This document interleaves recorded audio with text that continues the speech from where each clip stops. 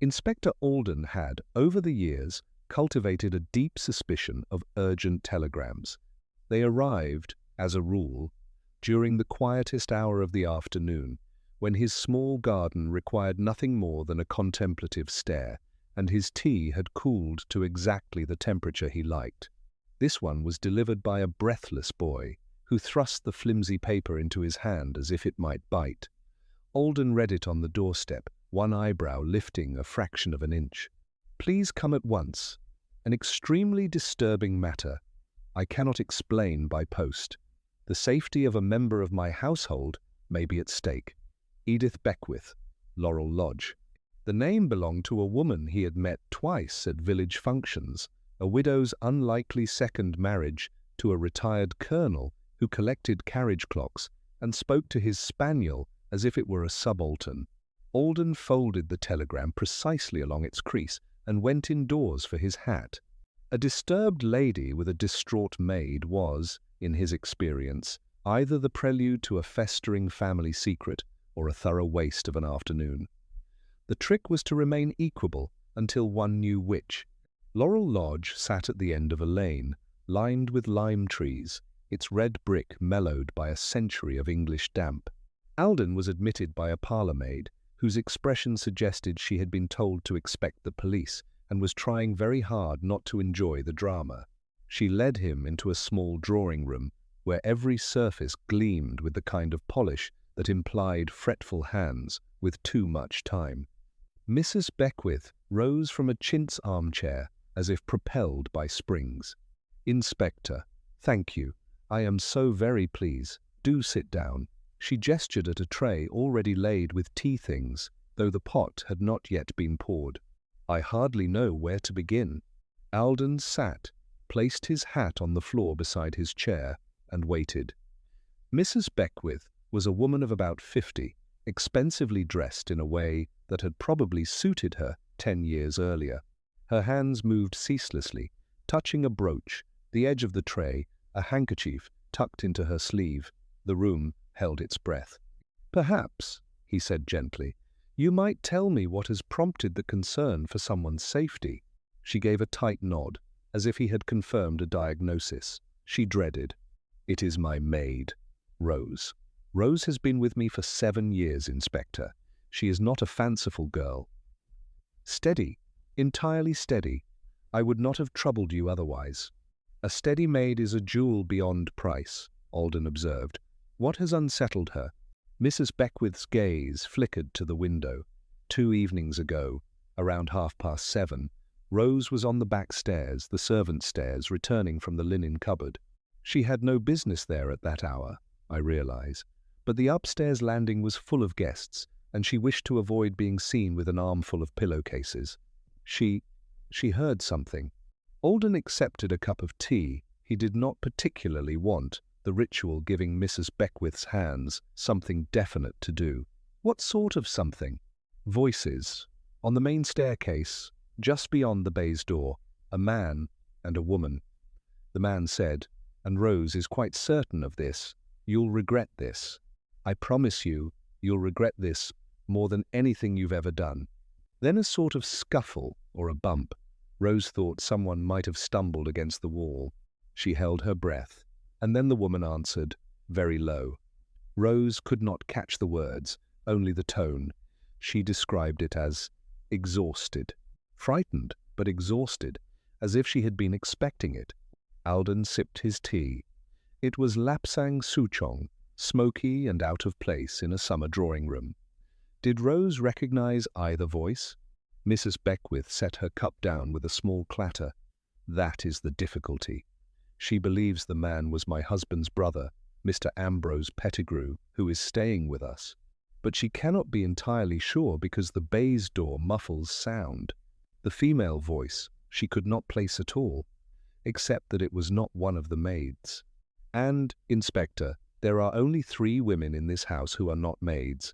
Myself, my sister-in-law, Mrs. Pettigrew, and a guest, Miss Danvers. And you, naturally, were not on the staircase at that hour." Mrs. Beckwith flushed. "I was in this room. I had not yet gone up to dress for dinner." The colonel was in his study with the port decanter, and Ambrose Pettigrew had excused himself from the billiard room a quarter of an hour earlier, complaining of a headache. She lifted her chin. I am aware that a fragment of overheard conversation is not a crime, but the atmosphere in this house since that evening has been strained. Ambrose has been markedly short with his wife. Miss Danvers has been tearful without explanation. And this morning I found my husband's carriage clock, the one he values above all others, lying on the study floor, its glass smashed. He claimed it was an accident, but he would not meet my eye. Alden set his cup aside. The late afternoon light had turned the lime trees outside to a soft, uneasy gold. A broken clock, a few sharp words, and a frightened maid. It forms a picture, Mrs. Beckwith, but I am not quite sure of what.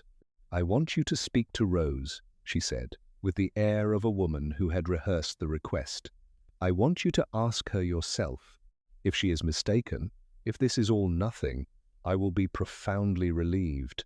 But if there is something, some threat, hanging over this house, I need to know what it is before dinner tonight. Everyone will be together at table. I cannot bear the thought of sitting through a meal with a secret I do not understand, walking about among the silverware. Alden considered her. Anxiety had a smell, distinct from scent or polish, and it hung in the room now. I will speak to Rose, he said. In the morning room, perhaps, if you would permit it. Mrs. Beckwith's relief was almost indecent. She rang the bell before he could change his mind. Rose was small and unremarkable, with the particular stillness of a woman trained to notice everything and express nothing. She stood in the morning room with her hands folded at her waist, her eyes resting somewhere near Alden's left shoulder. He questioned her gently, letting her tell the story in her own words, and she repeated the overheard threat with the flat precision of a phonograph record. And the woman's voice was there. Any quality you can recall, any word at all. Rose hesitated. Only a sort of sigh afterwards, sir. Not crying, just all the air going out of her, then footsteps going upstairs. I waited until it was quiet and came back through the green baize door. I didn't tell Mrs. Beckwith until yesterday. I thought perhaps it was nothing. People say things. They do, Alden agreed. Was there a scent in the stairwell? Perfume, tobacco, anything at all? The question surprised her. She thought for a moment, the first genuine pause in her testimony. Lavender water, sir. Faint, but that could have been me. I use it for pressing. Alden thanked her and sent her back to her duties. Left alone in the morning room, he stood for a full minute, staring at the patterns in the Axminster carpet. A scrap of a threat, a woman's sigh, a broken clock that mattered too much. The house was full of unspoken things, and dinner was still an hour away. He had a feeling, uncharacteristically sharp, that the hush before the meal would be more interesting than anything served on the plates. He went in search of the colonel's study and the smashed carriage clock. The study lay at the end of a corridor that smelled of beeswax and old blotting paper. Alden found the door ajar, a slice of lamplight falling across the parquet floor like a dropped glove. He knocked with one knuckle and entered without waiting for an invitation, a habit his superiors had once called presumptuous and his colleagues had learned to accept. Colonel Beckwith stood behind his desk, a large man whose military bearing had softened into something vaguely disappointed, as if civilian life had failed to provide sufficient things to inspect. The smashed carriage clock lay on a leather blotter before him, its face a spiderweb of cracks, its brass casing dented at one corner. He looked up at Alden with the expression of a man caught reading another fellow's newspaper at the club. Inspector, my wife mentioned she had sent for you. He did not offer a hand. I'm afraid she has blown a very small coal into a very large blaze. I find small coals are often worth examining, Alden said, approaching the desk. He studied the clock without touching it. The glass had shattered inward, suggesting something had struck it rather than it having been dropped. This is the carriage clock I have heard about. "May I?" The colonel gestured curtly. Alden lifted the clock with care, turning it over in his hands. A fine piece, Georgian by the look of the movement, its mechanism still and silent. A faint residue of cigar ash dusted the base, and something else, a smudge, near the winding key that might have been the print of a thumb. He set it down again. "Your wife tells me you said it was an accident." "My wife," the colonel said, lowering himself into his chair with a grunt that was half weariness and half warning, "heard a crash and came in asking questions before I had properly assessed the situation. I told her it was an accident because that seemed the simplest explanation until I understood the matter myself." "And have you understood it now?" The colonel's jaw shifted. He was a man who had given orders and expected them followed, but the present circumstance required a different vocabulary. "Someone was in this study before me this morning. The clock was intact when I retired last night. When I came down at 7:30, it was on the floor. I did not knock it over. I would hardly treat a 200-pound timepiece as a shuttlecock." Alden absorbed this. 2 incidents in 2 days, a threat overheard on the stairs, and an act of deliberate destruction in a locked or unlocked room. "Is the study kept locked?" "No, I have never seen the necessity. So any member of the household or any guest might have entered." The colonel's colour deepened, a slow brickish red that began at his collar and rose to his temples. "I am aware of the implication, Inspector. I did not wish to alarm my wife until I had made private inquiries. She is of a nervous disposition and imagines the worst." "The worst being?" Colonel Beckwith picked up a cigar cutter and set it down again, a restless punctuation. "I do not know. A grudge, a piece of spite. I have dismissed servants in the past. I have had words with my brother, as any man has words with his brother. I do not leap from a broken clock to," he fumbled for the phrase, "to theatrical villainy." Alden said nothing. The silence drew out, and the colonel, like most men unaccustomed to silence, rushed to fill it. "Ambrose and I had words on Tuesday, nothing to signify. He has opinions about the management of the estate which he feels free to express, despite having sold his own portion of it 15 years ago. A poor investment, but that is hardly my fault. He called me obstinate. I called him a fool. We had brandy afterward and spoke of cricket.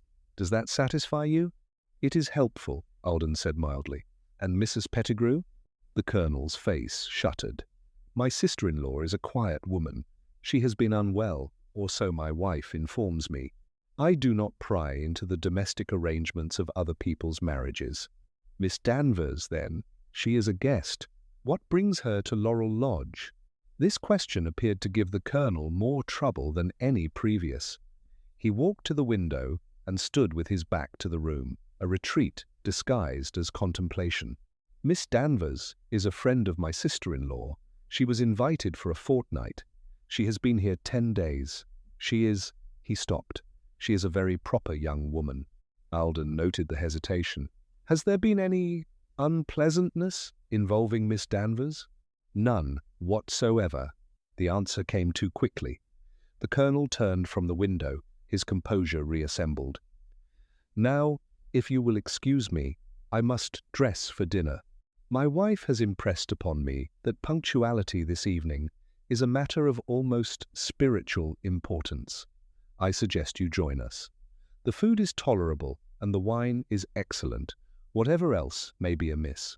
It was a dismissal, delivered with enough veneer of hospitality to pass as politeness. Alden accepted it. He left the study with the distinct impression that Colonel Beckwith knew precisely whom he suspected and was, for reasons that might prove interesting, afraid to name them. In the corridor he paused. From the direction of the kitchen came the subdued clatter of preparations, the distant murmur of a maid's voice answered by the cook's lower tones. From upstairs, no sound at all. He looked toward the staircase, a broad, carpeted affair with a mahogany banister and a landing window that admitted the grey-gold light of early evening.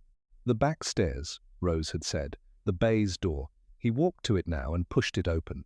The servants' staircase was narrow and uncarpeted, the steps worn smooth at the centre from a century of discreet ascent and descent. Alden stood on the landing and let the baize door swing shut behind him. The muffling effect was immediate and striking.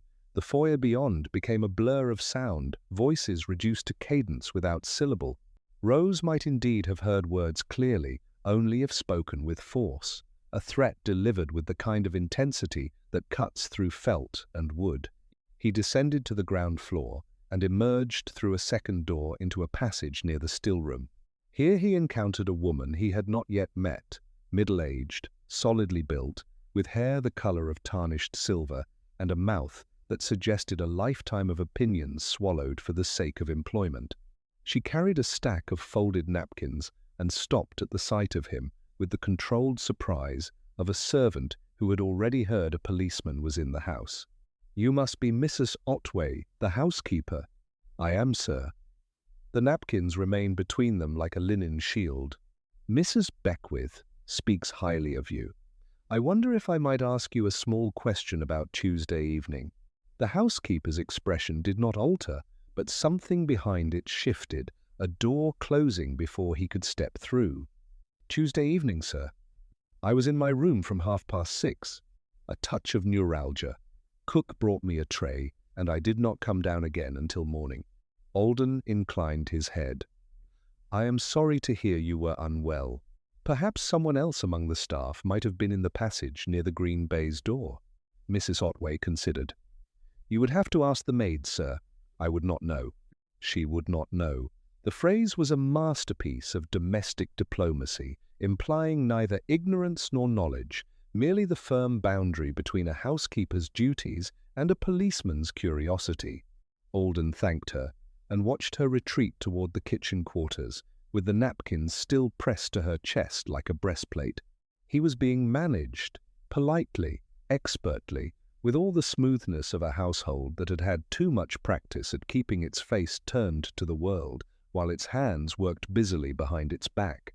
He thought of Mrs. Beckwith's anxious fingers, the Colonel's brickish flush, Rose's steady gaze, and now Mrs. Otway's linen shield. 4 people, 4 carefully constructed versions of the same evening. Somewhere among them, the truth sat waiting, patient, as the smashed carriage clock on the Colonel's desk. He returned to the main foyer just as the first dinner gong sounded through the house, a low bronze note that trembled in the air and then subsided into a waiting silence. Footsteps sounded on the upper landing. A door opened and closed. The hush before dinner was ending, and whatever had been held in suspension was about to begin its slow, inexorable movement toward the light. The dining room at Laurel Lodge had been furnished in the previous century by someone with a robust faith in mahogany and an indifference to the comfort of spines. 12 high-backed chairs stood ranged around a table designed for 20, and the 5 people gathered at its near end seemed almost apologetic, as if conscious of occupying too little space in too large a room. Candles guttered in silver sticks, throwing unsteady shadows across the floral centerpiece, and the first course, a clear soup, pale as straw, had already been laid. Alden had been placed between Mrs. Beckwith and Miss Danvers, a seating arrangement he suspected was tactical. From this vantage he could observe the table entire, Colonel Beckwith at its head, his sister-in-law, Mrs. Pettigrew opposite, and Ambrose Pettigrew at the far corner, angled away from his wife, as if the chair had been adjusted by an inch and then forgotten. The empty chair beside Ambrose drew the eye, a gap in the company like a missing tooth. "Mr. Ambrose," Mrs. Beckwith said, her spoon suspended above her plate. "Has your wife decided not to join us after all?" I was given to understand she would be down. Ambrose Pettigrew set down his wine-glass with a deliberation that suggested the question had arrived precisely on time. "Helena sends her apologies. A recurrence of her headache. She asked that a tray be sent up later." He spoke to the tablecloth, not to his hostess, and the words came out polished smooth by prior rehearsal. "I am very sorry to hear that, Mrs." Beckwith replied, though her tone carried its own freight of disbelief. "Mrs. Otway will see to it. Cook has made a very delicate soul. Perhaps a little will tempt her." Miss Danvers, seated at Alden's right, had not spoken since the soup arrived. She was younger than he had expected, perhaps 25, with the kind of fine-boned face that registered emotion before its owner could intervene. At the mention of Helena Pettigrew's headache, a faint colour rose in her cheeks and subsided, leaving her paler than before. She applied herself to her soup with the concentration of a woman who wished to be seen eating and not heard. "I understand you are a friend of Mrs. Pettigrew," Alden said to her, quietly enough that the remark would not carry. The spoon paused. "We have known each other since childhood, Inspector. She was kind enough to invite me here." The country air. She let the sentence trail away, its conclusion too fragile to bear weight. "And has the country air answered your expectations?" Miss Danvers looked at him directly for the first time. Her eyes were grey, clear, and held an expression he could not immediately classify. Not fear exactly, but something adjacent to it, a watchfulness that had been purchased at some cost. "It has been a very restful visit," she said, with the mechanical precision of a line learned and repeated. "The Colonel and Mrs. Beckwith have been all that is hospitable." The phrase rang hollow, a bell with a crack in it. Alden filed the observation away and turned his attention to Mrs. Pettigrew, who sat across and slightly to the left. She was a woman of perhaps 45, expensively dressed in a gown of pewter silk that seemed chosen to deflect notice rather than court it. Her hair was dressed high, pinned with a jet comb that trembled faintly when she moved. She had spoken no more than 6 words since sitting down, and those had been directed to the footman serving wine. "Mrs. Pettigrew, you were in the drawing-room before dinner, I believe. Did you happen to notice anything unusual in the house this afternoon?" She looked at him as if he had addressed her in a foreign language. "Unusual? No, Inspector. I was reading. I am afraid I noticed nothing at all." Her voice was low and uninflected, the voice Rose had described as exhausted and frightened. Alden heard nothing of fear in it now, only a profound and practiced blankness.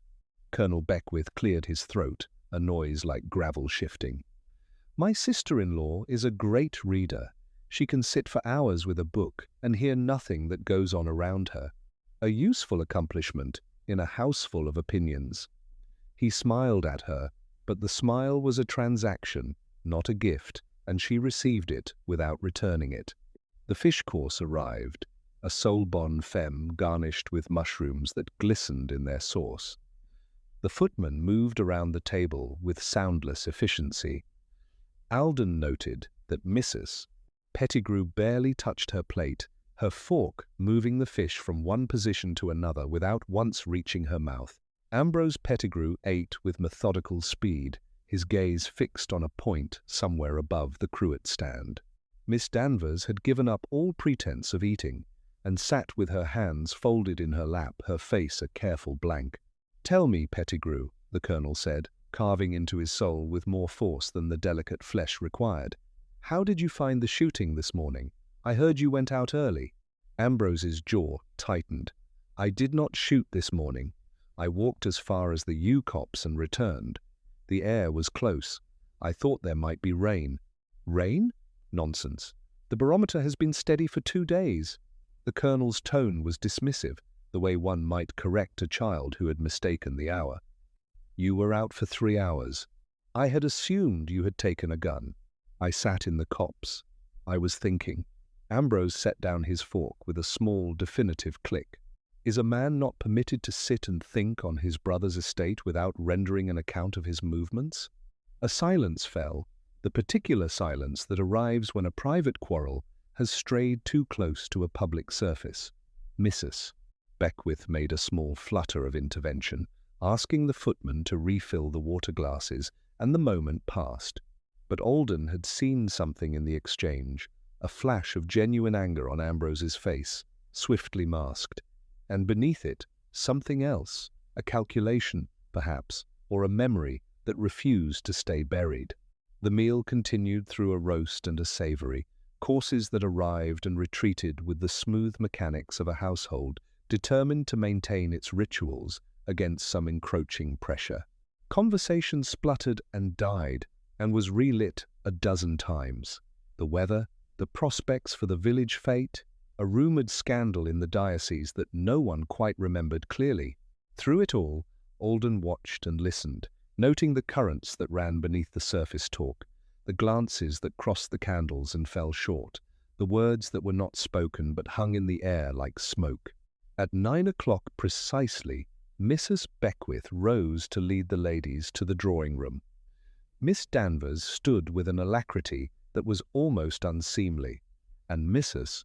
Pettigrew followed with the slow, deliberate movements of a woman who wished to be anywhere else but had exhausted her alternatives. The men remained with the port, a decanter settling into the table's polish like a jewel in its case, and the colonel poured 3 glasses with an unsteady hand. "To your very good health, Inspector," he said, and drank as if health were a commodity in short supply. Alden accepted the glass, but did not drink. The study, the broken clock, the brother who had sat in a copse for 3 hours, thinking thoughts he would not share, the pieces lay before him, refusing to cohere. "Mr. Pettigrew, the headache your wife is suffering, has it troubled her long?" Ambrose swirled his port and watched it stain the glass. "Helena's health has never been robust. She is subject to nervous complaints. The doctors recommend rest and quiet, and we do our best to provide them. Were the complaints present before you came to Laurel Lodge?" A pause. "They have become more pronounced in recent days." He met Alden's eyes with a level gaze that was just a shade too steady. "The country air, I expect, does not suit her as well as we had hoped." The colonel snorted. "The country air is the same air it has always been. You cannot blame geography for a woman's fancies." Ambrose said nothing. His silence was more damning than any retort, and the colonel seemed to feel it, retreating behind his port glass with the air of a man who had scored a point and immediately regretted the style of its making. At 9:30, Mrs. Otway appeared in the doorway. Her face was composed, but her knuckles showed white where she gripped the doorframe. "Colonel Beckwith, sir, I am sorry to interrupt. It is Mrs. Pettigrew." The tray was sent up at 8, as instructed. "But the tray has not been touched, and Mrs. Pettigrew is not in her room. I have looked in the upstairs sitting room and the library. No one has seen her since before dinner." The silence that followed was deeper than any that had come before. It was the silence of a fact that could not be absorbed, only endured. Ambrose stood, his chair scraping the floor with a sound, like a splintering bone. The colonel's face underwent a slow rearrangement, irritation giving way to something Alden had not yet seen in him, genuine, unguarded alarm. "Have the grounds been searched?"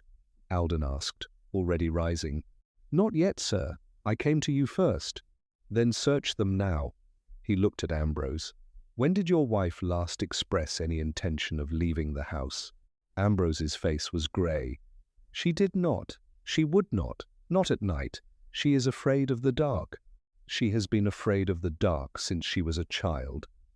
He spoke as if the words were being pulled from him one by one, against considerable resistance. "Something has happened. Something has happened to her." Alden moved toward the door, the colonel and Ambrose behind him, the decanter of port abandoned on the table to grow cold. The house, so hushed and ordered an hour before, now seemed to hold its breath in a different way, not in peace, but in deep, suspended dread. Outside the windows the darkness pressed against the glass, and somewhere beyond the circle of lamplight, a woman who feared the dark had walked into it and vanished. The search began in the garden. Lanterns were lit and distributed among the footman and the bootboy, their beams swinging across the lawn in unsteady arcs. The colonel, who had not waited to change his dinner jacket, strode out into the dark with the air of a man who expected the missing woman to be found, standing beneath the nearest lime tree, apologetic and embarrassed at the trouble she had caused. Ambrose Pettigrew followed at a distance, his face set in an expression Alden could not read. Dread, certainly, but threaded with something else, a tension that seemed less like fear and more like expectation. Alden remained on the terrace, watching the lights bob and scatter across the grounds. The night was cool, cooling faster than the season warranted, and a thin mist had begun to rise from the lawn, blurring the lanterns into soft coronas of yellow. If Helena Pettigrew had walked out of her own volition, she had not gone far. The garden ended in a ha-ha, beyond which the meadows sloped down toward the river. A woman, afraid of the dark, would not cross open country at night, not willingly. "Mr. Pettigrew," he called, and Ambrose turned, his silhouette sharp against the mist. "Your wife's room? Is there any sign that she dressed? For outdoors? A coat missing? Walking shoes?" Ambrose shook his head. "Her cloak is still on the hook. I checked before I came out. All her outdoor things. But her evening slippers, I did not see them. It was a small detail, but Alden stored it.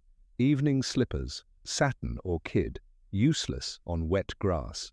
If she had gone out shod only in drawing-room footwear, she had gone in haste or under some compulsion that overrode practical sense, or she had not gone out at all."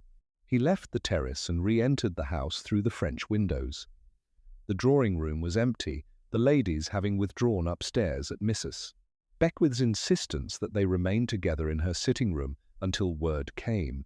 The candles had burned low, their flames pooling wax on the silver, and the fire in the hearth had collapsed into a bed of glowing ash. Alden paused, his attention caught by something at the edge of the hearthrug. A pair of shoes, satin evening slippers, the color of champagne, placed neatly side by side, as if their owner had stepped out of them and intended to return. They were small, narrow, and the soles were clean, no grass, no mud, no sign they had ever touched the out-of-doors. He did not touch them. Instead, he stood looking at them for a long moment, fitting them into the shape of the evening. Mrs. Pettigrew had excused herself before dinner, pleading headache. She had not come down. Her tray had gone up at 8 and remained untouched. She was not in her room. Her cloak still hung on its hook, and now her shoes sat before the drawing-room hearth, where no one, not Mrs. Beckwith, not Miss Danvers, not the footman who had cleared the coffee cups, had remarked upon them. "Mrs. Otway," he spoke without turning, and the housekeeper, who had been hovering in the corridor, came forward with the quick step of a woman who had been waiting to be called. "Seer? These shoes. Have you seen them before tonight?" Mrs. Otway looked down at the slippers. Her face remained impassive, but her hands clasped tighter at her waist. "I believe they belong to Mrs. Pettigrew, sir. She wore them at dinner last evening." "Last evening? Not this evening?" "No, sir. As I told you, she did not come down. Yet her shoes are here, placed as if she had." Alden turned to face her. "When you looked in the drawing-room earlier, before you came to the dining-room, did you see these shoes?" The housekeeper hesitated. The hesitation was small but unmistakable, a pause in which some internal calculation was performed and a result produced. "I did not notice them, sir. I was looking for Mrs. Pettigrew herself, not her footwear. I may have overlooked them. Did anyone else enter this room after the ladies withdrew?" "Only the footman, to clear the coffee service." "I will ask him, if you wish." "Do so, and ask the maids as well. Someone placed these shoes here, Mrs. Otway. A pair of satin slippers does not walk across a carpet and arrange itself beside the hearth." Left alone, Alden crouched and examined the shoes without touching them. They were expensive, the satin still glossy, the soles barely worn. A faint smear of ash dusted the toe of the left slipper, as if it had brushed against the fender. The fire had been laid fresh that morning, the ash from the previous evening's fire not yet entirely cleared. So the shoes had been placed here sometime between the laying of the fire and the present moment, a window of perhaps 12 hours. He straightened as footsteps sounded in the corridor. Miss Danvers appeared in the doorway, her face pale against the dark wood of the jamb. She had not changed from her dinner dress, a gown of lavender silk that made her look younger than her years and simultaneously more exhausted. "Mrs. Beckwith sent me to ask if there is any news," she said. Then her gaze dropped to the hearth, and she went very still. "Miss Danvers, you recognize the shoes?" It was not a question. She gave a small nod, her throat moving as if speech required effort. "They are Helena's. She wore them last night. I remember, because she remarked that the left one pinched. She was going to have the bootmaker stretch them." "When did you last see Mrs. Pettigrew?" "At tea. She said she felt unwell and went upstairs to rest. I offered to go with her, but she said no. She said." Miss Danvers stopped. "Please, whatever it was, it may be important. She said she had a letter to write, a letter that could not wait. She was very insistent, Inspector, more insistent than the matter seemed to warrant. I thought perhaps she had had words with Mr. Pettigrew. They had been in the library together after luncheon, and when they came out she was very quiet, and he was very loud about nothing in particular." Miss Danvers pressed her lips together, as if she had already said too much. Alden absorbed this. A letter that could not wait, a quarrel in the library, shoes placed before a hearth they should not be near.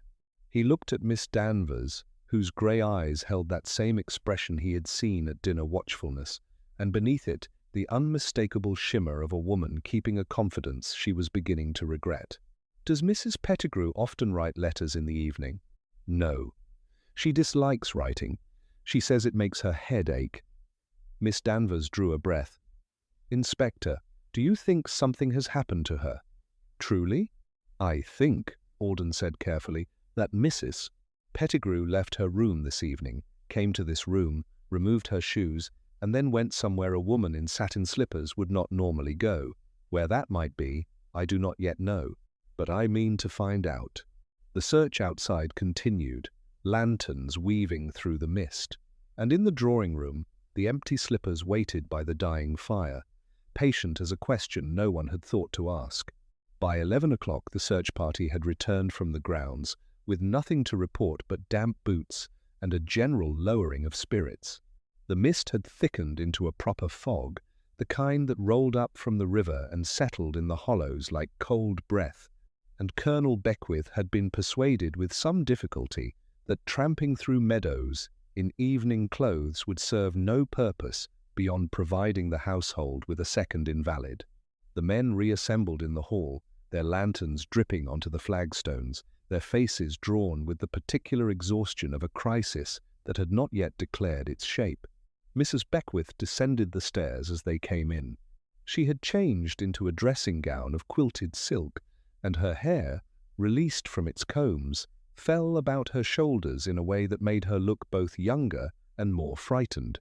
"Nothing? Nothing at all?" "Nothing," the colonel said. He spoke the word like an indictment. The meadow, the copse, the path to the river. If she went out, she did not leave a trace. Ambrose Pettigrew had stopped just inside the door. His face was damp with mist, and his collar had wilted against his throat, but his eyes were dry. He looked like a man who had been braced for a blow and had not yet received it, the anticipation almost worse than the event. "Then she must be in the house," he said. "If she is not outside, she is inside, and we have not looked properly." "Every room has been checked, Mrs." Otway said from the background, her voice carrying the faintest edge of reproach. "Twice. The attics, the cellar, the still-room, the pantry. Mrs. Pettigrew is not on the premises." A silence followed, broken only by the drip of water from the lanterns onto the stone. Alden, who had been standing apart from the group, his own inspection of the house still incomplete, stepped forward. "Mr. Pettigrew, you mentioned that your wife had a letter to write. Miss Danvers told me the same. I should like to see her writing desk. A letter begun and left unfinished might tell us something of her state of mind." Ambrose nodded, a single jerky motion. "I will take you up." Mrs. Beckwith interposed herself, a small figure in quilted silk, with the bearing of a woman who had discovered reserves of authority she had not known she possessed. "Inspector, before you go up my compendium, I keep a household book, a record of letters sent and received, callers, engagements. If Helena wrote a letter, there may be a copy of it, or at least a note of the direction.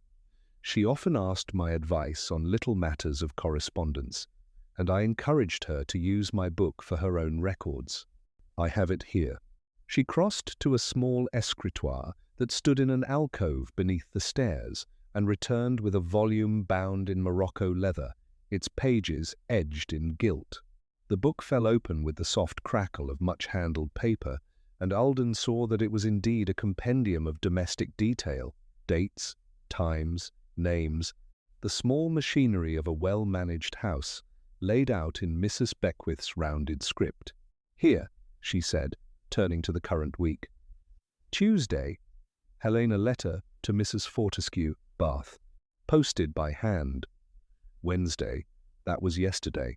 Helena, letter to unknown, not posted, awaiting direction. And today, Thursday, nothing yet. Alden studied the entries. The ink was fresh, the hand steady. Who is Mrs. Fortescue? I have no idea. I assumed a friend from Helena's girlhood. She has many acquaintances one has never met. Mrs. Beckwith's tone suggested that unexamined friendships were a mild social failing, like serving fish with the wrong fork. And the second letter to an unknown recipient, not posted. Do you know where that letter is now? Mrs. Beckwith looked at her husband, who had come to stand at her shoulder. The Colonel's face was granite, all its earlier bluster worn away to reveal something harder beneath. She would not have left it lying about, he said. Helena is a very private woman. If she wrote a letter and did not post it, it would be in her room, or she may have destroyed it. Let us hope she did not, Alden said. He turned to Ambrose. Will you show me the room now? The stairs seemed longer than they had before dinner, the treads creaking under the combined weight of 3 men climbing in silence. Ambrose led the way, his shoulders set, his hand on the banister white-knuckled. The upper landing was dim, the sconces turned low, and the corridor branched left and right into darkness. Mrs. and Mrs. Pettigrew's room lay at the far end of the right-hand passage, a spacious chamber overlooking the garden. The door stood open. The room was orderly, almost painfully so. The bed had been turned down but not slept in. A book lay on the nightstand, a novel, its spine uncracked, and a glass of water stood beside it, a faint film of dust on its surface. The wardrobe doors were closed. On a small table near the window, a portable writing desk sat open, its contents neatly arranged.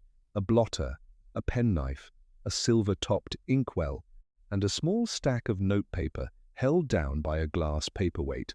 Alden approached the desk. The blotter was clean, the ink in the inkwell dry. No half-written sheets, no envelopes, no stray jottings. But beneath the paperweight, half concealed by a blank sheet, lay a folded piece of paper that felt warmer to the touch, as if it had been handled recently. He unfolded it. The handwriting was small, precise, and slanted backward, a style often taught at schools that valued restraint over expression. The letter was brief. My dear, I have considered your counsel and find I cannot follow it. What you suggest would require a courage I do not possess. I must speak the truth, though it will destroy everything. Forgive me if you can. I will not ask it. 2. There was no salutation beyond the dash, no signature beyond the initial.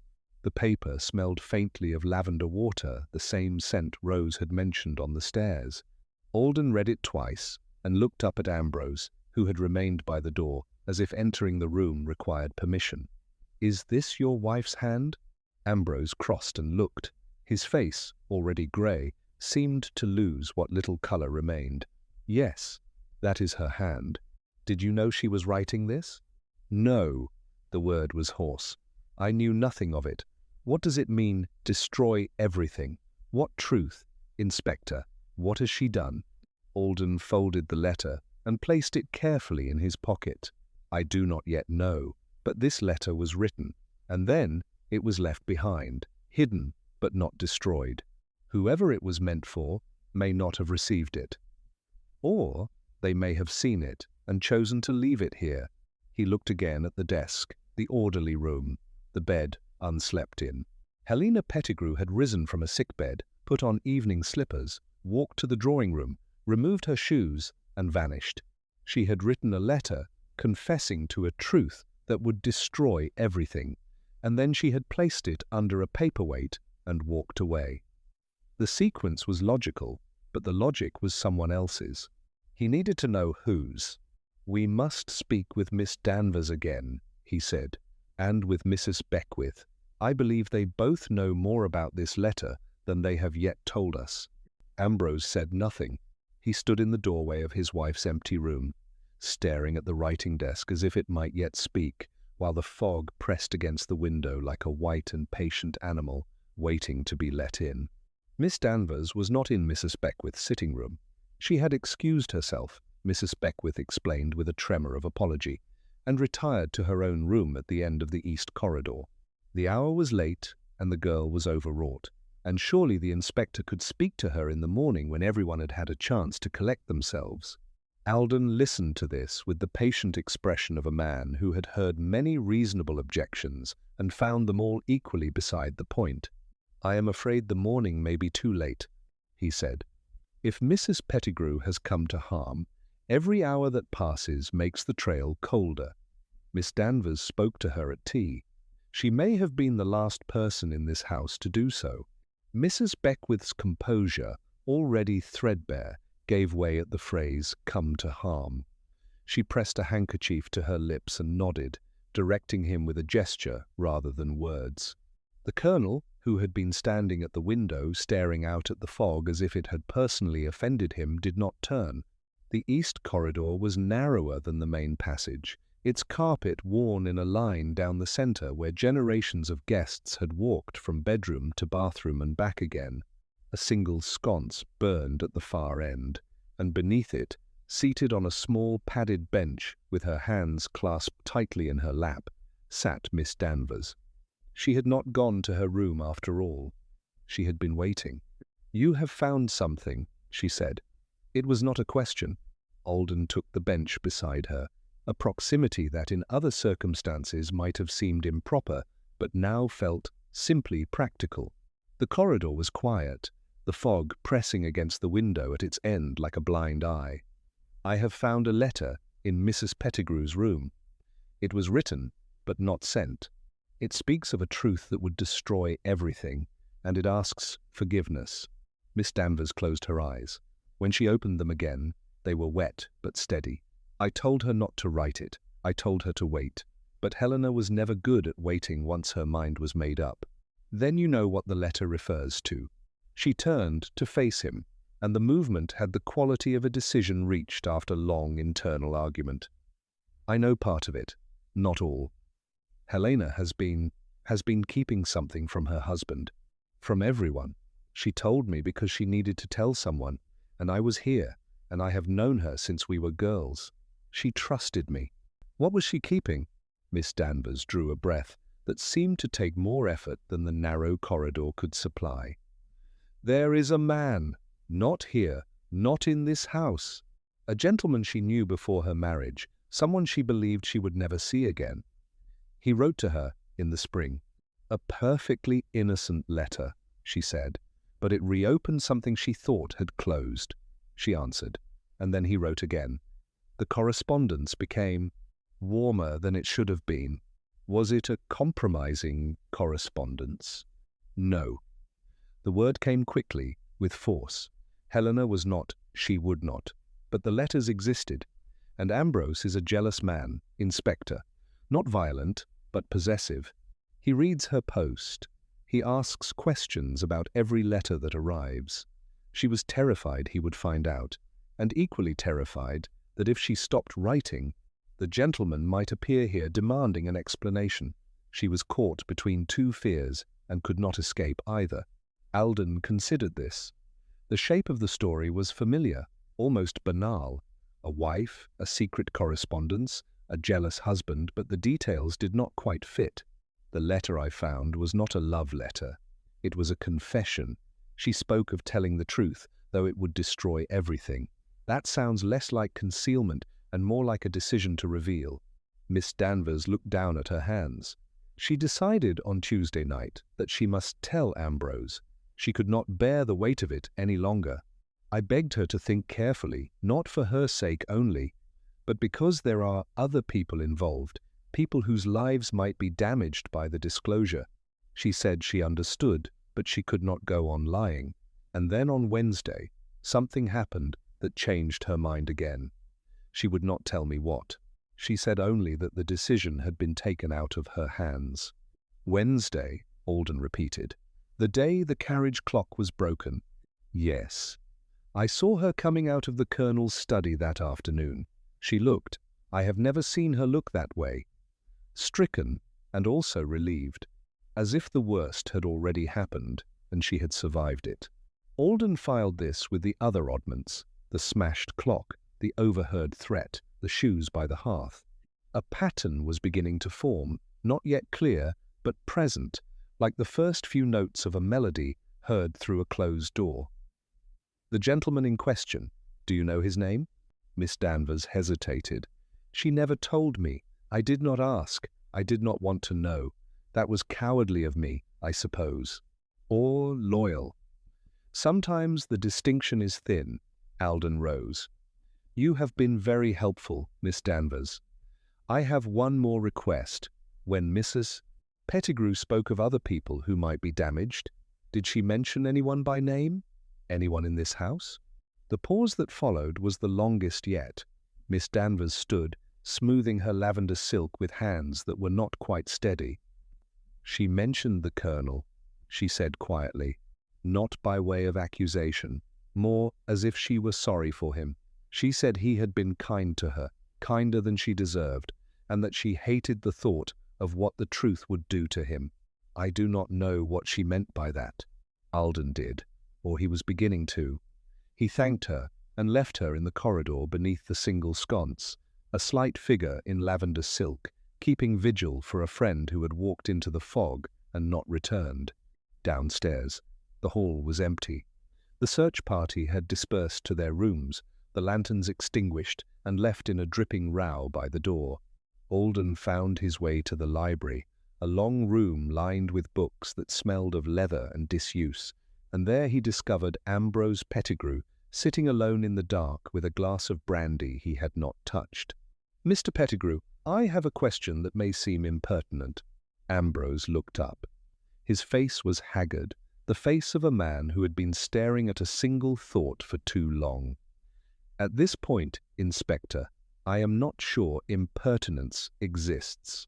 Your wife was corresponding with a gentleman from her past, did you know? The silence stretched. Somewhere in the depths of the house, a clock ticked.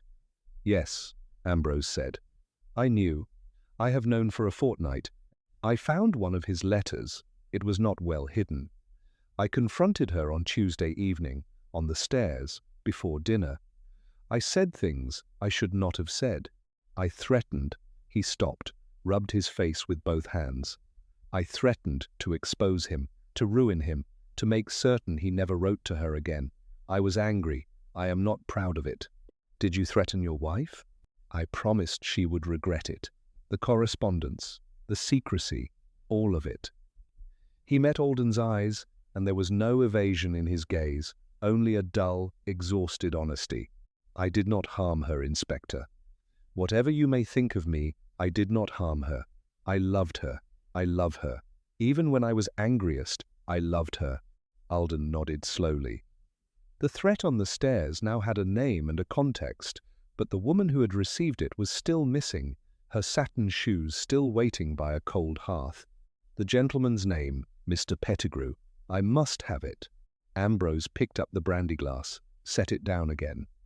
There is no gentleman, he said. That is the devil of it. There never was. The letters were from a solicitor in Bath, a Mr. Thorne. He was writing on behalf of a client who wished to remain anonymous. The correspondence was not romantic. It was legal. Legal? Alden repeated. The word fell into the quiet room like a stone into still water. Helena was not my wife, Ambrose said.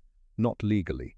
Her first husband, a brute named Fortescue, dead these 10 years, was still alive when she married me. She found out by accident, through an old acquaintance who recognized her name. She wrote to a solicitor to confirm it.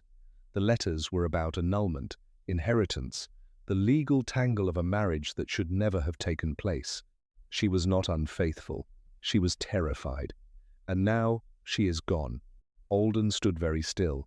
Mrs. Beckwith's compendium, the entry in her careful hand. Letter to Mrs. Fortescue, Bath, not a friend from girlhood. A name from a past that had reached into the present and pulled everything apart.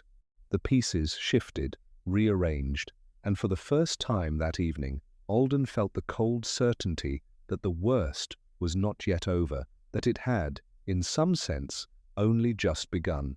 The library clock struck midnight with a sound like a small, apologetic cough, as if it regretted drawing attention to the hour.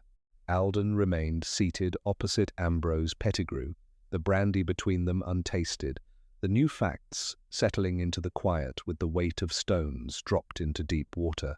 A marriage that was no marriage. A secret that concerned not love but law. A solicitor in Bath writing letters that had been mistaken or deliberately misread by a jealous husband. When you confronted your wife on the stairs on Tuesday evening, Alden said, you believed you were addressing an infidelity. I believed it, Ambrose said. I was wrong.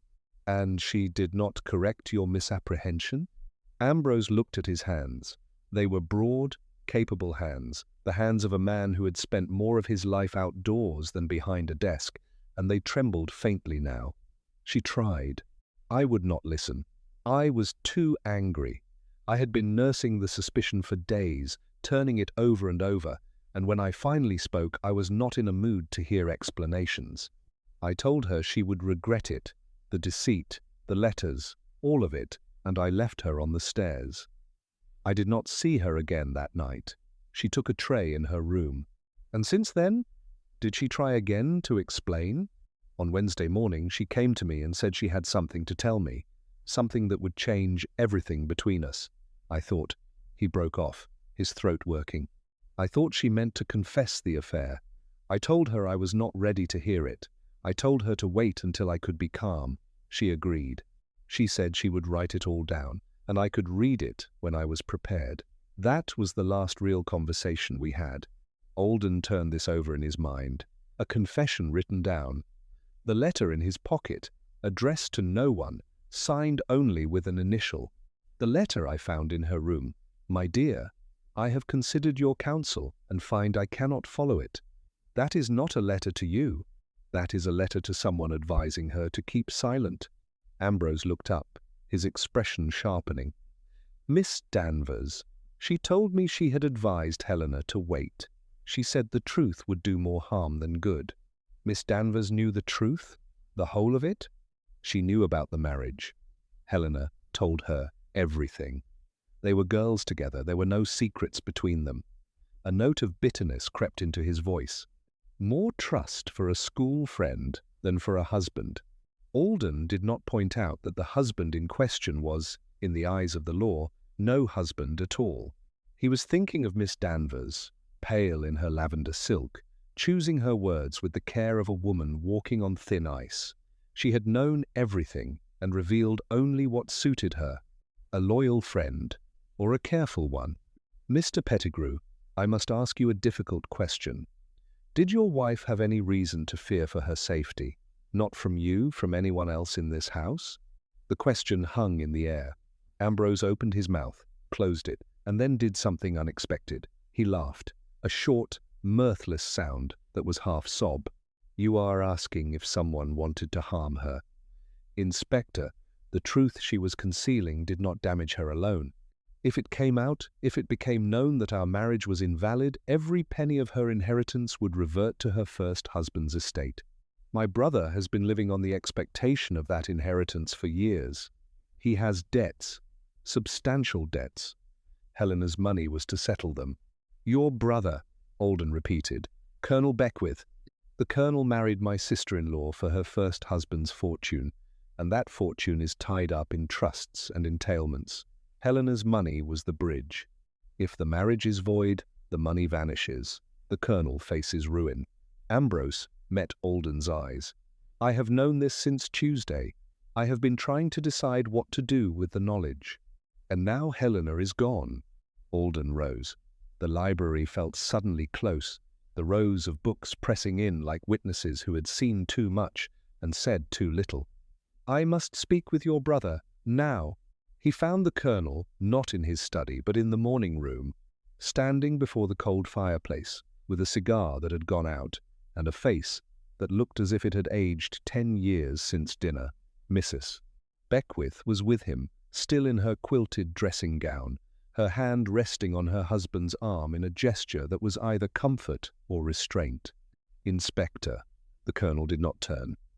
I am told you have been busy.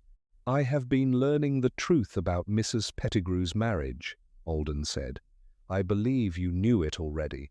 Mrs. Beckwith's hand tightened on her husband's sleeve. The colonel said nothing. She came to see you on Wednesday afternoon, Alden continued. She came out of your study looking, according to a witness, stricken and relieved at once. I think she told you what she had discovered. I think you already knew. And I think the carriage clock was broken not by accident, but in a moment of considerable anger. The silence stretched. Then Colonel Beckwith turned, and his face was the face of a man who had been holding a position long after the battle was lost. She told me. She came to ask my advice. The clock, yes, I broke it. I am not proud of the action. I was angry.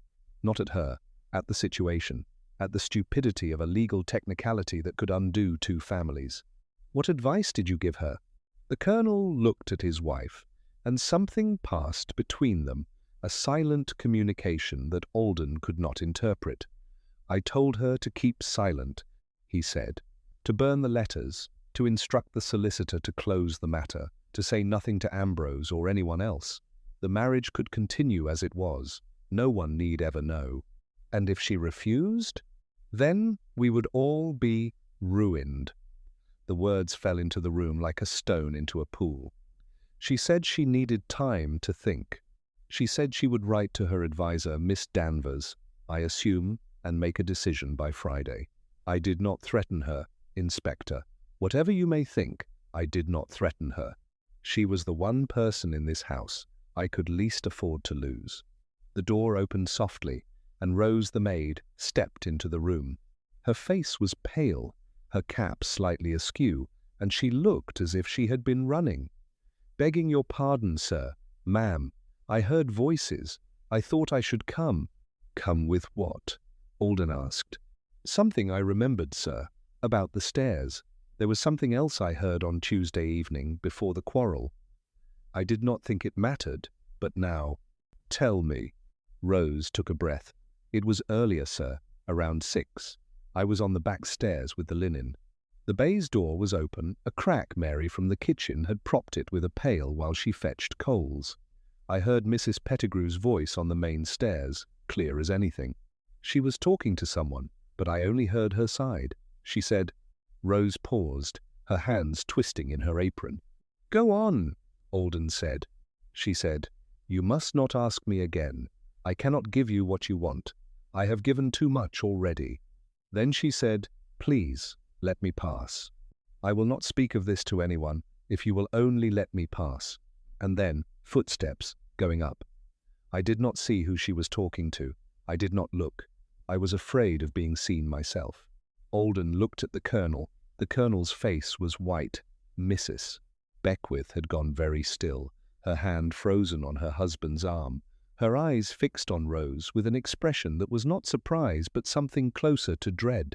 Mrs. Beckwith, Alden said quietly, is there something you wish to tell me? She did not answer, and in the silence, the little morning room seemed to hold its breath, waiting for the next piece to fall. Mrs. Beckwith did not answer at once. She stood with her hand still resting on her husband's arm, her face composed into an expression of polite inquiry that must have cost her considerable effort. The morning room, with its chintz and its cold hearth, seemed to contract around the 4 of them, the air growing dense with unspoken things. Inspector, she said at last, I am not sure what you are asking.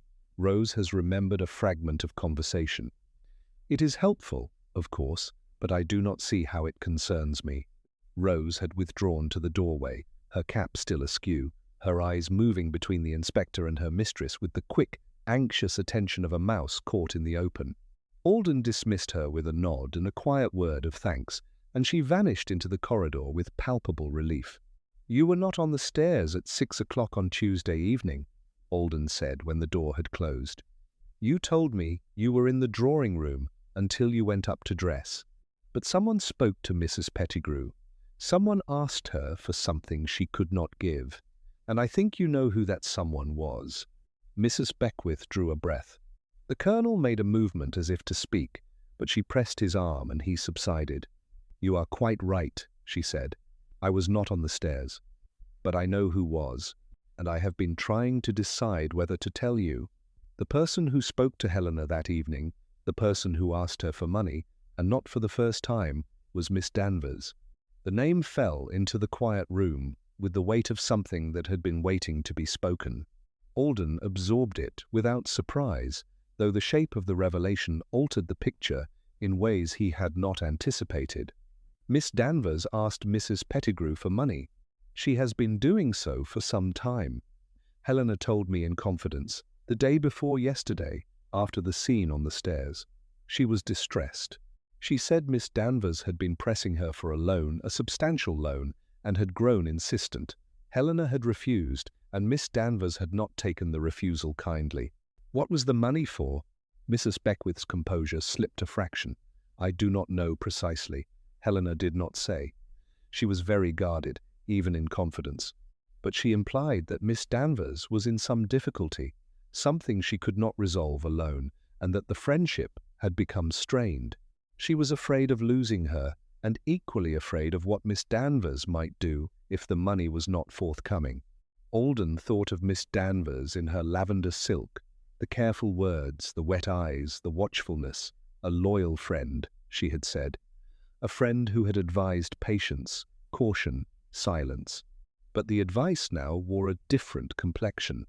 If Miss Danvers needed money, and if the money depended on Helena Pettigrew's fortune remaining intact, then the advice to keep the marriage secret had not been selfless. It had been essential. "Where is Miss Danvers now?"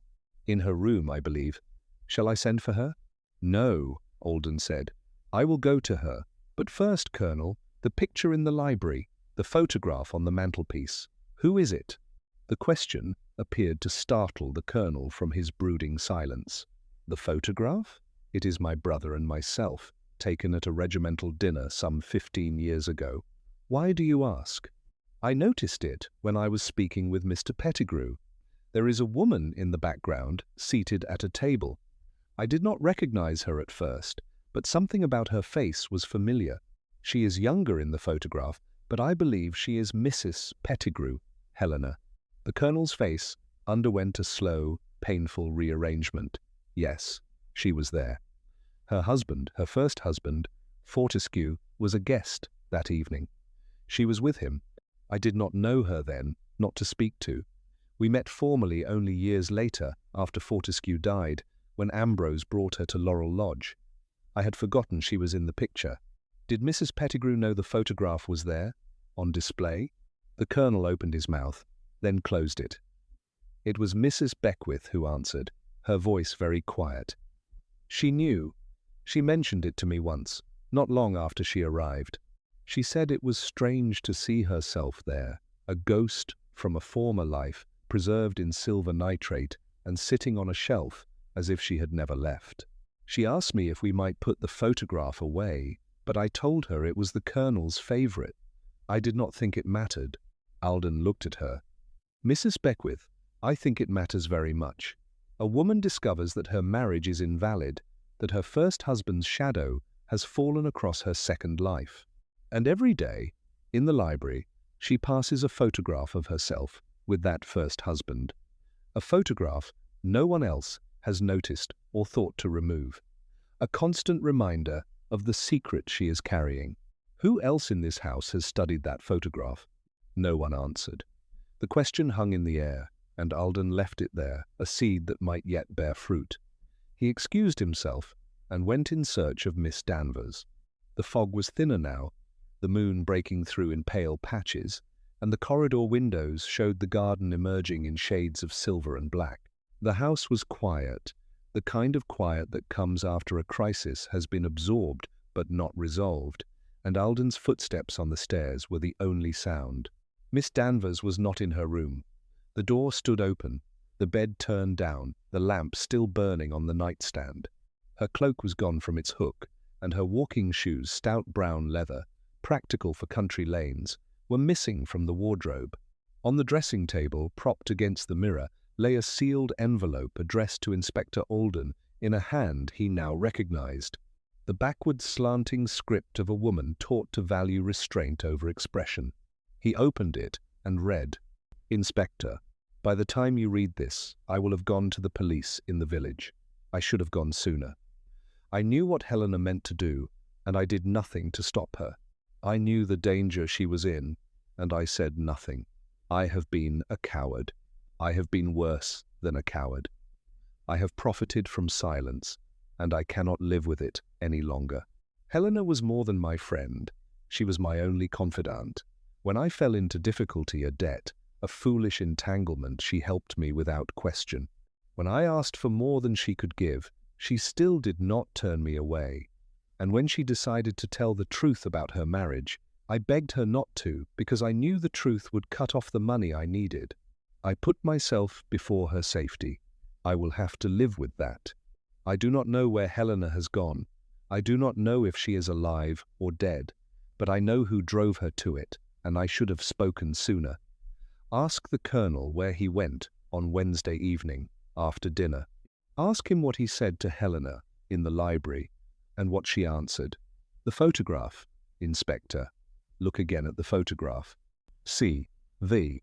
Alden folded the letter carefully and slipped it into his pocket, beside the one Helena Pettigrew had written and never sent. 2 confessions, 2 women, and at the center of it all, a photograph that had sat on a mantelpiece for years, seen and unseen, holding its secret in plain sight. He left the room and descended the stairs, his mind turning over the new pieces. The Colonel, Miss Danvers, had written, "Ask the Colonel," and the photograph, look again at the photograph. He walked to the library, where the mantel clock now read 12:30, and lifted the silver-framed photograph from its place between a brass candlestick and a small bronze of a horse. 2 brothers in dress uniform, smiling at a camera that had captured them in the full confidence of middle age. Behind them, a crowded room, officers, ladies, the glitter of glass and silver. And there, at a table to the left, a woman in dark silk, her face half turned to the man beside her, Fortescue, her first husband. But Fortescue was not the only face Alden recognized. Seated across the table, her own face, younger and softer but unmistakable, was Mrs. Beckwith. She was looking not at the camera, but at Helena, and her expression, frozen in silver for 15 years, was one of pure, undiluted hatred. The library was cold now, the fire long dead in the grate, and Alden stood with the photograph in his hands for a full minute before he moved. The image held him, Mrs. Beckwith's younger face, the mouth set in a line he had not seen before, the eyes fixed on Helena Pettigrew with an intensity that transcended mere dislike. 15 years ago, at a regimental dinner, 2 women had shared a room, and one had looked at the other as if she wished her harm. And now one of them was missing, and the other had been serving him tea and offering her compendium and playing the anxious hostess with every appearance of sincerity. He set the photograph down carefully, precisely where it had stood, and went to find Mrs. Beckwith. She was no longer in the morning room. The Colonel had retired, the footman told him, and Mrs. Beckwith had gone to her sitting room upstairs. The footman's face was pale with the effort of staying awake, and the strain of a household turned upside down, and Alden did not detain him. The sitting-room door was closed.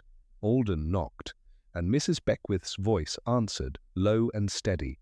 "Come in, Inspector." She was seated in a small armchair by the window, the curtains drawn back to admit the thin moonlight. She had changed from her dressing gown into a day dress of grey wool, and her hair was pinned up neatly as if she were expecting visitors. On the table beside her lay a small leather case, the kind used for traveling, and beside it a folded document tied with red ribbon. "I thought you would come," she said. "I saw you go into the library. I have been waiting." Alden remained standing. "You told me you did not know Mrs. Pettigrew before she married your brother-in-law. The photograph in the library suggests otherwise." Mrs. Beckwith looked at him, and her face was calm, calmer than he had yet seen it. "I did not know her to speak to. That much was true. But I knew of her. I knew who she was, and what she had done." "What had she done?" "She had married my husband." The words came out without drama, simple and terrible. "Not recently. 15 years ago, before I ever met him. I did not discover it until after we were married, and then only by chance a letter, a careless remark, a photograph I was not meant to see. She was his mistress, his lover. He would have married her if her husband had not refused a divorce. So instead he married me, for money, and kept her in the background like a painting he could not bear to sell." Alden absorbed this. The pieces shifted again. The Colonel and Mrs. Pettigrew. They had a history. A history. Mrs. Beckwith gave a small, bitter smile. A history that continued, I believe, long after both of them had married other people. I suspected it when Ambrose brought her here. I knew it when I saw the way my husband looked at her, the way he still looks at her. She was the thing I could not compete with: a memory, an ideal. A woman who had never had to manage his household or soothe his tempers or watch him grow old and disappointed. She was forever young in his mind, and I was forever in her shadow. "Did you confront him?" "On Tuesday evening, while you were all at dinner, no, earlier, before dinner. I found him in his study, and I asked him outright. He did not deny it. He said it was over before it began, that he had made his choice and stuck to it, and that I had no right to rake up the past. He said Helena's arrival at Laurel Lodge was none of his doing. Ambrose had brought her, and he had done nothing but be civil." Her voice hardened. "Civil. He had been civil to the woman who had taken the only thing I ever wanted from him, his heart, if he had one." "And the carriage clock?" "I broke it. I was angry, not at him, at myself, for having been so blind. I swept it off his desk before I left the room. He said nothing. He has said nothing about any of it since." Alden watched her carefully. The confession was frank, but it was also incomplete. "And Helena? What did you say to her?" The silence that followed was different from the ones that had come before. It was not the silence of evasion, but of a woman choosing her words with the precision of someone who knew they might be her last. "I went to her room on Wednesday afternoon. I told her I knew. I told her I had seen the photograph and the letters and the way my husband looked at her. I told her she had ruined my marriage without even trying, simply by existing. She was very quiet. She said she had never intended any harm. She said she was sorry. And then she told me the truth about her own marriage, that it was not valid, that Ambrose was not her husband, that the whole structure of our family was built on sand." "What did you say to that?" Mrs. Beckwith's composure cracked, a hairline fracture at the corner of her mouth. "I laughed. It was not kind. I laughed and said that at least now we were both in the same position, married to men who did not love us, bound to a legal fiction. And then I left her. I did not threaten her. I did not wish her gone. But I did not help her either, and that is its own kind of cruelty, is it not?" Alden said nothing. The grey wool dress, the packed travelling case, the document tied with ribbon, a deed perhaps, or a will.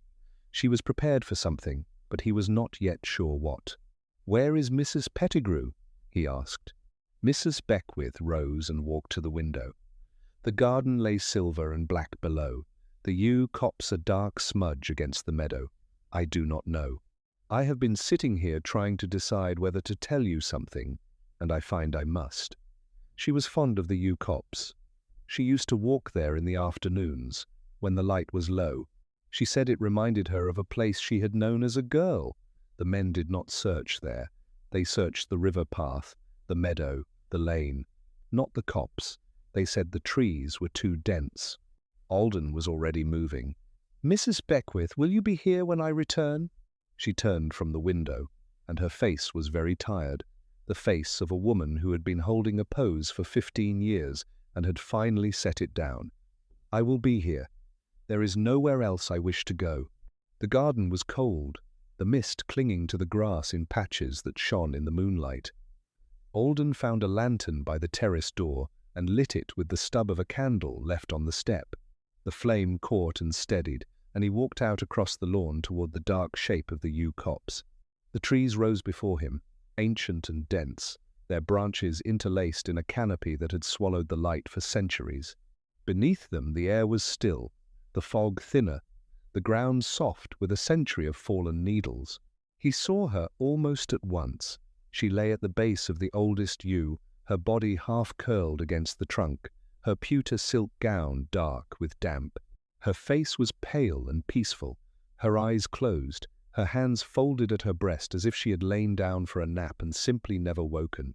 On the ground beside her, glinting in the lantern light, lay a small glass bottle, empty, its stopper still clutched in her fingers. Helena Pettigrew had gone to the one place no one had thought to look, and she had taken her leave with the quiet deliberation that had marked all her actions. The fog stirred around her, gentle and indifferent, and Alden knelt in the damp earth and felt for a pulse he knew he would not find. He did not move her. He knelt in the wet earth, with the lantern hissing softly beside him, and let the scene imprint itself on his memory. The pewter silk, the pale hands, the small glass bottle with its stopper glinting in the grass. The yew trees stood around them like ancient sentinels, their branches heavy with the accumulated silence of centuries. Somewhere beyond the copse, an owl called twice, and was still. Alden picked up the bottle. It was a standard apothecary's fial, the glass unmarked, the label worn away by damp. A faint smell lingered, bitter and medicinal laudanum, or something like it. He stoppered it carefully and slipped it into his pocket. Then he rose, his knees damp from the ground, and walked back across the lawn toward the house, carrying with him the weight of what he had found and what he must now tell. The terrace door opened before he reached it. Mrs. Otway stood in the gap, her face a mask of controlled apprehension that cracked the moment she saw his expression. "Sir, is it?" "It is. I must speak with the Colonel and Mr. Pettigrew, and a doctor must be called, though there is nothing to be done. She is beyond help." Mrs. Otway crossed herself, a gesture that seemed to surprise her as much as it did him. "I will send the boot boy for Dr. Latham. He lives in the village. He can be here within the hour." "Thank you. And Mrs. Otway, I will tell the family myself. No one else is to go near the copse until the doctor has seen her." She nodded and withdrew, her footsteps quick and uneven on the flagstones. Alden walked through the silent house to the morning room, where the Colonel still sat in the chair he had occupied earlier, a glass of brandy now empty beside him. He looked up as Alden entered, and something in the inspector's face must have told him what was coming, because he closed his eyes before a word was spoken. "She is dead," Alden said. "I found her in the yew copse. It appears she took her own life, though that is for the coroner to determine. I am very sorry." The Colonel opened his eyes. They were dry, but the expression in them was one Alden had seen before, in men who had lost battles they had expected to win. "How? How did she do it?" "Laudanum, I believe." A glass phial was beside her. A sound escaped the Colonel, something between a sigh and a groan.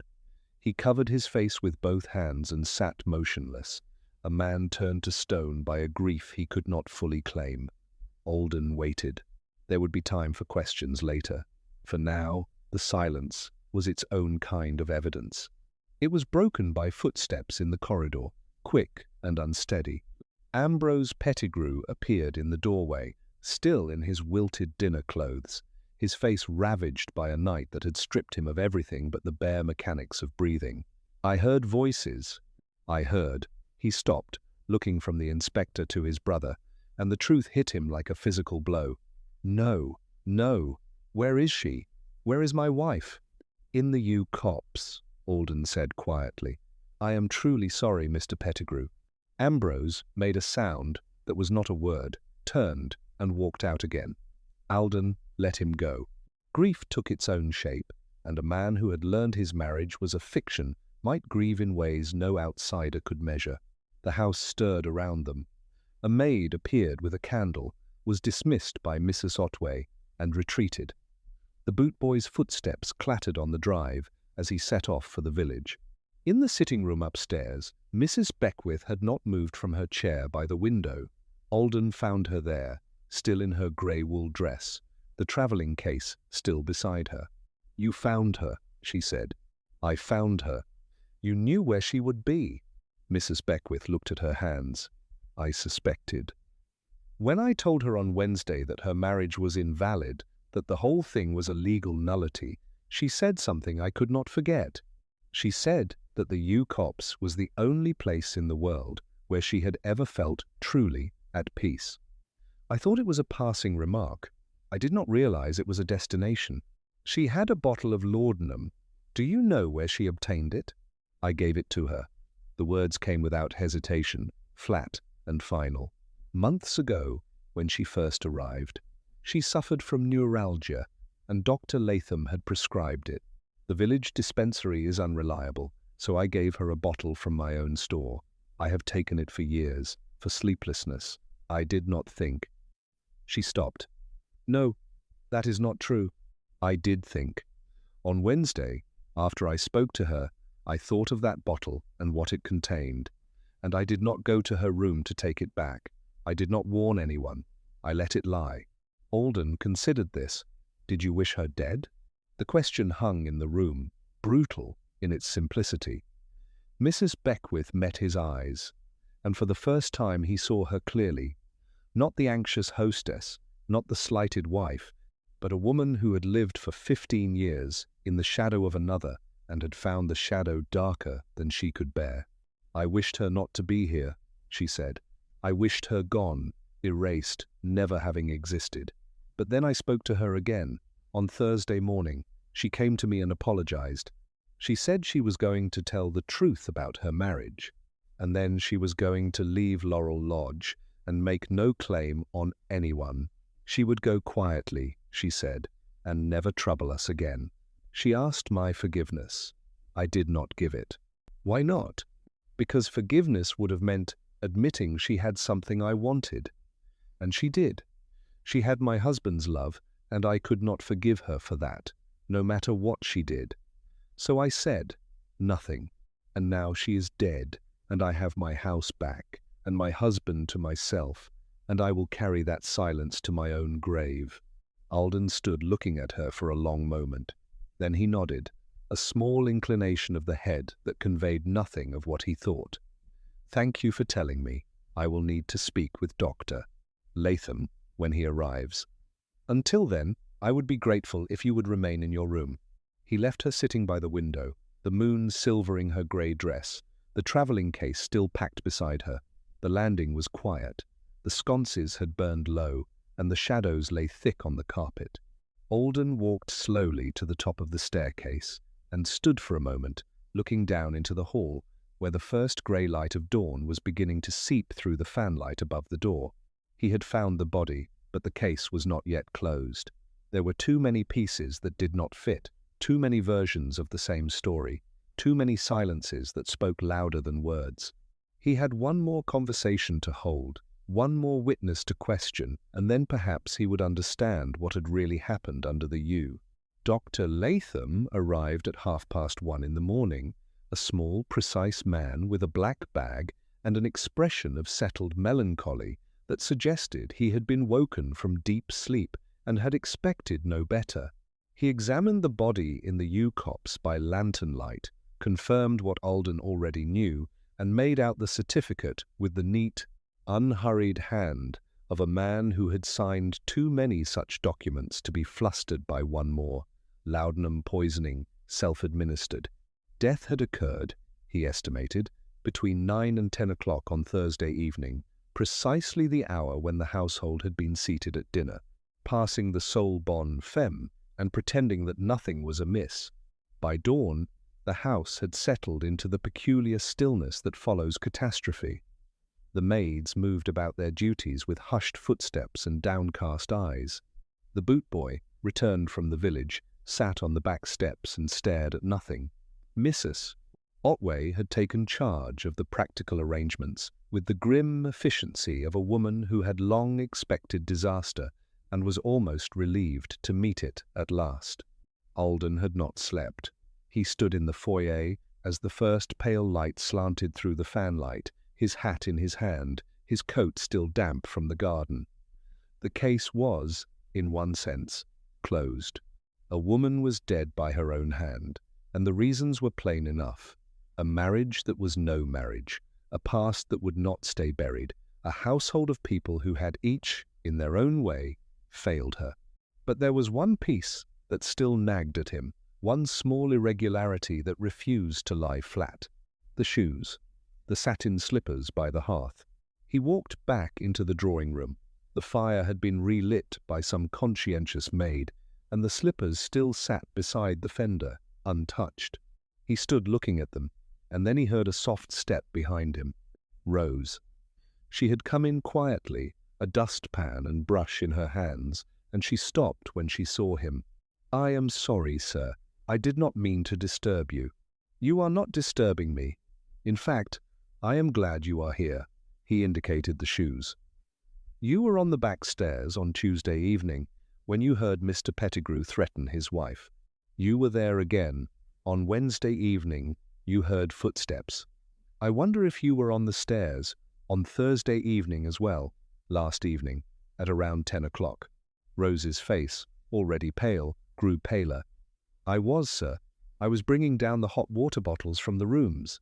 I did not mean to listen." "What did you hear?" She hesitated. "Footsteps, sir, on the main stairs. Slow, like someone walking carefully. Then the drawing-room door opened and closed. I thought it was one of the family. I did not look. And after that?" "Quiet, sir, for a long time. Then the French windows opening. I heard the catch. And then nothing. No footsteps outside, just the window left open. I went down to close it later, before the fog came in. That is when I saw the shoes." Alden nodded slowly. Helena Pettigrew had come down the stairs at 10 o'clock, while the household was at dinner or just rising from the table. She had come into the drawing-room, removed her shoes, and gone out into the garden in her stockinged feet. She had walked across the wet lawn to the yew copse, lain down beneath the oldest tree, and drunk the laudanum she had been hoarding for months. She had done it quietly, deliberately, with the same care she had given to everything the care of a woman who did not wish to be a disturbance, even in death. "Why did you not tell anyone about the open window?" Rose looked down at her dustpan. "I closed it and said nothing because I thought she had gone for a walk. People do. I did not think she would." She stopped. "I should have spoken." "I know I should have spoken." "It would not have saved her," Alden said. "By the time you found the window, she was already beyond help. The doctor places the time of death at between 9 and 10. She went out almost as soon as she came down." He left Rose in the drawing-room and walked back to the hall. The household was beginning to assemble, drawn by some instinct that the night was over and the reckoning must begin. Ambrose Pettigrew sat on the bottom step of the staircase, his head in his hands. The Colonel stood by the library door, his face grey and unshaven. Miss Danvers, who had returned from the village police station an hour earlier, sat on a straight-backed chair with the stunned look of someone who had confessed everything and found that confession changed nothing. Mrs. Beckwith descended the stairs in her grey wool dress, her travelling case left behind in her room. Alden addressed them all, his voice low and uninflected, the voice of a man who had seen too much to be surprised and too little to be cynical. "I will not trouble you with a long statement. The facts are these. Mrs. Pettigrew discovered some weeks ago that her first husband was alive at the time of her second marriage. Rendering that marriage void, she sought legal advice, was advised to keep silent, and chose instead to speak. She told her husband, Mr. Ambrose Pettigrew, on Wednesday morning. She told Colonel Beckwith on Wednesday afternoon. She told Mrs. Beckwith shortly after. She told Miss Danvers, who already knew. By Wednesday evening, everyone in this house, except the servants, knew her secret. He paused. No one spoke.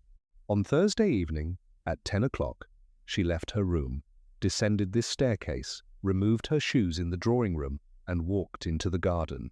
She took a fatal dose of laudanum in the U copse.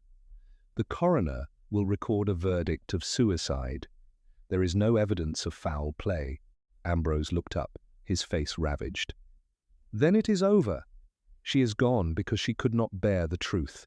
And we all of us let it happen. No, Mr. Pettigrew, not quite. Alden's voice was quiet, but it cut through the hall like a blade. You let it happen. Each of you, in your own way, gave her reason to believe that the truth would destroy not only herself, but everyone she cared for. You, sir, refused to hear her explanation and threatened her. Colonel Beckwith, you begged her to lie for the sake of your finances. Mrs. Beckwith, you told her she had ruined your marriage and laughed at her misery. Miss Danvers, you urged silence because you needed her money, and you all, collectively, left her alone with a bottle of laudanum and a despair so complete that the U copse seemed a refuge. The silence that followed was immense. It filled the hall like water, pressing against the walls, rising up the staircase, drowning everything but the small, persistent tick of the clock in the library. There is no crime here, Alden said. No arrest to be made, no charge to be laid. What happened to Helena Pettigrew was not murder. It was a failure of care, a failure of kindness, a failure, if you will, of ordinary human decency. And that is something the law cannot touch. He put on his hat. Mrs. Beckwith made a small movement toward him, her hand outstretched, but he did not take it. Good morning, he said. I will see myself out. He walked through the hall, past the row of damp lanterns, past the open front door, and into the thin grey light of the garden. The lime trees stood motionless along the lane. The fog had lifted, leaving behind a world washed clean and utterly indifferent. Behind him, the house remained silent, holding its secrets as it had always done and would do again.